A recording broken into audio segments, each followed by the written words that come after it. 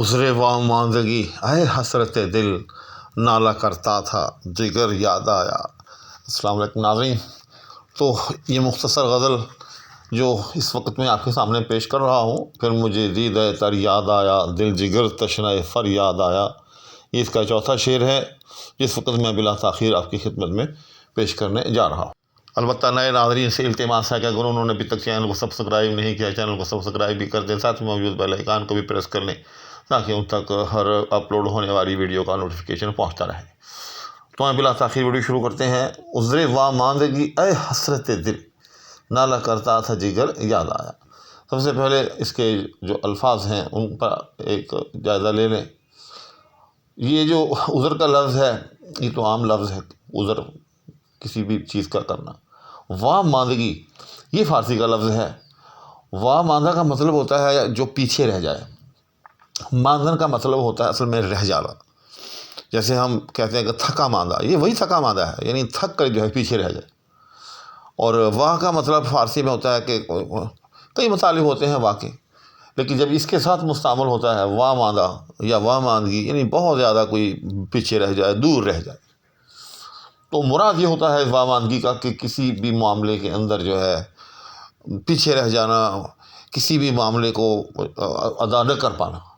تو وہ کہتا ہے کہ عذر واماندگی اے حسرت دل، اے حسرت دل، اے میرے دل کی حسرت، میں اس وقت اپنا عذر جو ہے یعنی واماندگی کا عذر، یعنی جو تو چاہ رہا ہے اس میں میری معذوری کا عذر وہ قبول کرے، اے میری حسرت دل وہ قبول کر۔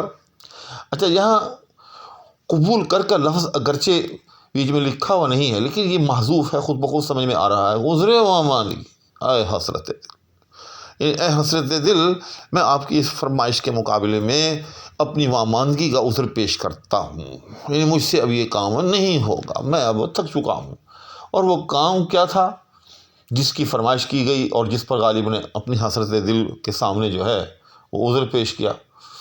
وہ کام تھا کہ اس کا مطالبہ تھا دل کا کہ بڑا عرصہ گزر گیا کہ آپ نے کبھی جو ہے وہ نالہ نہیں کیا، کوئی آہو فغاں نہیں کی، جبکہ میری تو یوں سمجھیں کہ یہ عادت ہے، دل کہہ رہا ہے، میری تو یہ حسرت ہے کہ آپ جو ہے ہر وقت نالہ و فغاں جو ہے وہ کرتے رہیں۔ تو اس کے مقابلے میں غالب نے حسرت دل کی روبرو جو ہے اپنا معذور ہونا پیش کیا۔ اب وہ عذر کیا تھا وہ دوسرے مصرے میں ہے کہ نالہ کرتا تھا جگر یاد آیا، کہ اے حسرت دل یا اے میرے دل کی تمنائے نالہ، میں کوئی صدا سے نالے سے معذور نہیں ہوں، یا میں نے صدا سے جو ہے وہ نالہ کرنا نہیں چھوڑا ہوا، بلکہ نالہ تو میں کیا کرتا تھا، نالہ کرتا تھا، یہ میری عادت تھی، میں تو ہمیشہ ہی جو ہے آہو فغاں کرتا تھا۔ لیکن پھر کیا ہوا، نالہ کرتا تھا جگر یاد آیا، کہ پھر اچانک ایک دن جو ہے مجھے جگر یاد آ گیا، اور جب میں نے جگر کو دیکھا تو اس کی حالت جو تھی وہ ناگفتہ بھی تھی، وہ پھٹ چکا تھا۔ تو بس اس لیے میں نے اس دل سے جو ہے وہ میں نے نالہ کشی جو ہے یا نالہ شابن جو ہے وہ میں نے ترک کیا ہوا ہے، صرف جگر کی خاطر، کہ جگر سے یہ برداشت نہیں ہوتا، جگر جو ہے وہ شک ہونے کو آتا ہے۔ تو اے میرے دل حسرت زدہ، میں تیری یہ حسرت ضرور پوری کرتا ہوں، لیکن اب مجھے معذور جان، عذر واماندگی، اب مجھے معذور جان۔ اور کیوں معذور جان؟ کہ اے حضرت دل، میرے تن بدن میں ایک عدد جگر بھی تو موجود ہے، کچھ جگر کا بھی تو مجھ پر حق ہے۔ اگر میں آپ کی حسرت پوری کرتے کرتے جگر کو شک کر بیٹھوں، جگر کو چیر دوں، تو پھر یہ بھی تو زیادتی ہے جگر کے ساتھ۔ بس اس لیے میں نے جو ہے نالہ و شاون یا نالہ کشی کا عمل جو ہے وہ ترک کیا ہوا ہے، لہذا میری اس معذوری کو قبول کریں۔ اس کے بعد اگلا شعر ہے، زندگی یوں بھی گزر ہی جاتی، کیوں تیرا راہ گزر یاد آیا۔ تو اس شعر کے اندر غالب جو ہے اپنے محبوب کو، اپنے معشوق کو مخاطب کر کے کہہ رہا ہے کہ زندگی یوں بھی گزر ہی جاتی، کہ زندگی نے تو ویسے بھی گزر ہی جانا تھا، کیوں تیرا راہ گزر یاد آیا، کہ مجھے تیرے گھر کا راستہ کیوں یاد آ گیا، تیری راہ گزر میرے دل دماغ میں کیوں اتر گئی؟ دوسرے لفظوں میں تجھ پر عاشق کیوں ہو گیا، تیرا دیوانہ کیوں ہو گیا؟ کیونکہ میری زندگی میں جتنی آفات ہیں، جتنی بلیات ہیں، جتنی آزمائشیں ہیں، یہ سب کی سب تیرے عشق کی بدولت ہیں، تیرے جنون کی بدولت ہیں۔ جیسے وہ غالب نے کہا کہ عشق نے غالب نکما کر دیا، ورنہ ہم بھی آدمی تھے کام کے۔ تو حضرت غالب جو اس وقت نکمے نظر آ رہے ہیں، اے معشوق، اے فتنہ گر، وہ صرف تیری راہ گزر کو یاد کرنے کی وجہ سے ہیں۔ تیری راہ گزر سے وہ گزرے، تیرے عشق میں مبتلا ہوئے، تو یہ ساری بلیات و مصیبات جو ہیں یہ نازل ہوئی۔ اچھا، اس شعر میں ایک اضافی چیز میں سمجھتا ہوں کہ اس کی طرف آپ کی توجہ ضرور مبذول ہونی چاہیے کہ غالب کے ہاں جو رعایت لفظی ہے یہ بہت زیادہ پائی جاتی۔ پھر رعایت لفظی یہ ہوتی ہے کہ مناسبات، جس طرح سے گلشن ہے، گلشن کی مناسبت سے پھر بلبل ہے، بلبل کی مناسبت سے پھر پھول ہے، پھول کی مناسبت سے پھر خوشبو ہے، خوشبو کی مناسبت سے پھر جھونکا ہے۔ میں مثال دے رہا ہوں۔ تو اس طرح سے آگے جو ہے ایک چین، ایک زنجیر جو ہے وہ چلتی رہتی ہے اور بات سے بات جو ہے وہ نکلتی رہتی ہے۔ لیکن ایک اور چیز بھی ہے کہ لفظوں کے اندر جو صوتی ہم آہنگی جو ہوتی ہے، اس کو غالباً انگریزی میں الیٹریشن کہتے ہیں، کہ صوتی طور پر دو لفظ جو ہیں وہ آپس میں ہم آہنگ ہوں۔ اگر مکمل ہم آہنگ ہوں تو پھر ان کو ہم قافیہ کہا جاتا ہے۔ لیکن بسا اوقات یہ ہوتا ہے کہ دو لفظ آپس میں ہم قافیہ تو نہیں ہوتے، لیکن کسی ایک لفظ سے شروع ہو رہے ہوتے ہیں، یا ان میں ایک سے زائد لفظ جو ہیں وہ مشترک ہوتے ہیں۔ تو اگر دو لفظوں میں ایک سے زائد یا ایک لفظ بھی شروع کا یا آخر کا مشترک پایا جائے تو اس سے بھی جو ہے ایک صوتی ہم آہنگی یا ایک صوتی تلذذ کا جو ہے وہ احساس ہوتا ہے۔ تو اس شعر کے اندر بھی کچھ ایسی ہی بات ہے۔ وہ کیسے کہ پہلے مصرعے کے اندر ہے کہ زندگی یوں بھی گزر ہی جاتی، تو اس میں لفظ گزر۔ دوسرے مصرعے میں کیوں تیرا راہ گزر یاد آیا۔ تو اب دیکھیں کہ وہاں جو ہے گزر راہ کے ساتھ آیا ہے، جبکہ یہاں ویسے گزر جو ہے وہ ایک ورب کے طور پر، ایک فعل کے طور پر آیا ہے۔ تو اگرچہ معنوی طور پر دونوں میں فرق ہے، لیکن صوتی طور پر جو ایک ہم آہنگی، جو ایک لطافت ان دو لفظوں کے درمیان موجود ہے، وہ کسی بھی صاحب علم سے پنہا نہیں ہو سکتی۔ وہ شخص کی جس کا ادبیات سے کچھ بھی تعلق ہے، شعریات سے کچھ بھی تعلق ہے، وہ اس چیز کو اچھی طرح سے سمجھتا ہے۔ بس غالب کو یہ میں سمجھتا ہوں کہ اس شعر کی ساری عمارت جو ہے وہ راہ گزر اور گزر، ان دونوں کے درمیان وہ جو ایک صوتی ہم آہنگی ہے، اس پر غالب نے یہ ساری کی ساری عمارت جو ہے اس شعر کی قائم کی ہے۔